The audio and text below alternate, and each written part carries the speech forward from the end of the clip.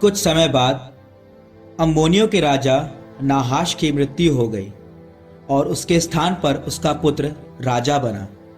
दाऊद ने सोचा, मैं नाहाश के पुत्र हानून के साथ मित्रता का व्यवहार करूंगा, क्योंकि उसका पिता मेरे साथ मित्रता का व्यवहार करता था।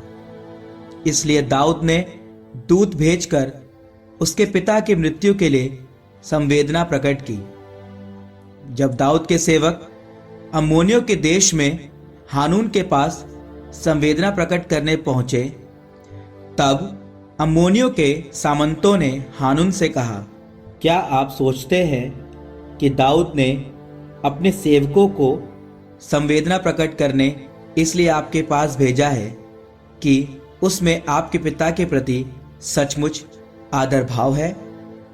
नहीं, उसके सेवक टोह लेने, देश का भेद जानने और उसका सर्वनाश करने आए हैं। इसलिए हानून ने दाऊद के सेवकों को पकड़वाया, उनके बाल मुड़वाए, जांघ तथा आधा वस्त्र कटवा डाला और उन्हें वापस भेज दिया। जब दाऊद को इसका समाचार मिला तो उसने उनसे मिलने दूत भेजे, क्योंकि वे अत्यंत लज्जित थे।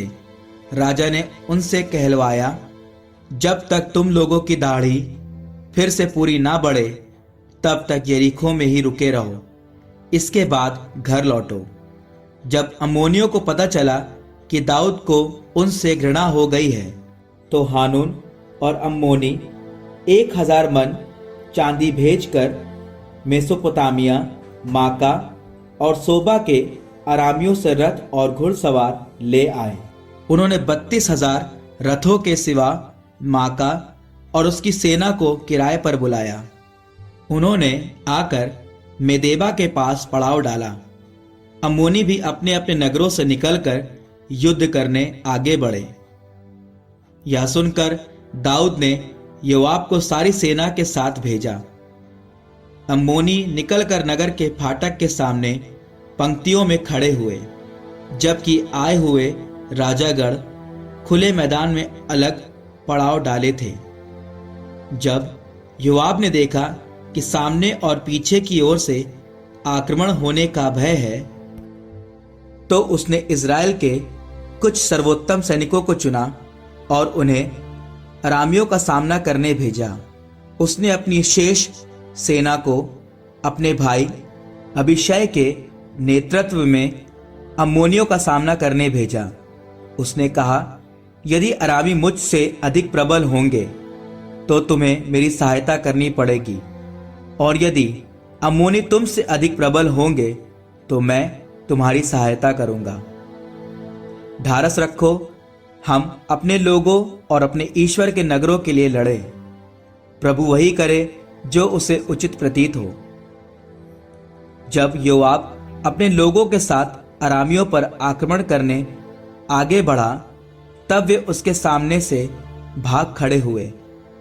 ज्यों ही अम्मोनियों ने देखा कि अरामी भाग रहे हैं, तो वे भी योआब के भाई अबीशै के सामने से भाग निकले और उन्होंने नगर में शरण ली। योआब यरूशलेम लौट गया। जब अरामियों ने देखा कि वे इज़राइलियों से हार गए हैं, तो उन्होंने दूतों द्वारा फरात नदी के उस पार रहने वाले अरामियों को बुलवाया। हदद एजेर का सेनापति शोबक उनका नेतृत्व करता था। जब दाऊद को इसका समाचार मिला, तो वह सब इज़राइलियों को एकत्रित कर और यरदन पार कर उनकी ओर आगे बढ़ा, और उसने उनका सामना करने के लिए व्यूह रचना की। जब दाऊद ने अरामियों का सामना करने के लिए व्यूह रचना की, तो अरामियों ने उस पर आक्रमण किया, परंतु अरामियों को इज़राइलियों के सामने से भागना पड़ा। दाऊद ने अरामियों के 7,000 रथियों और 40,000 पैदल सैनिकों को मार गिराया। उसने सेनापति शोबक का भी वध किया।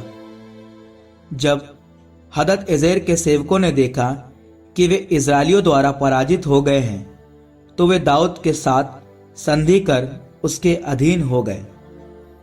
इसके बाद अरामी फिर कभी अम्मोनियों की सहायता करने के लिए तैयार नहीं हुए।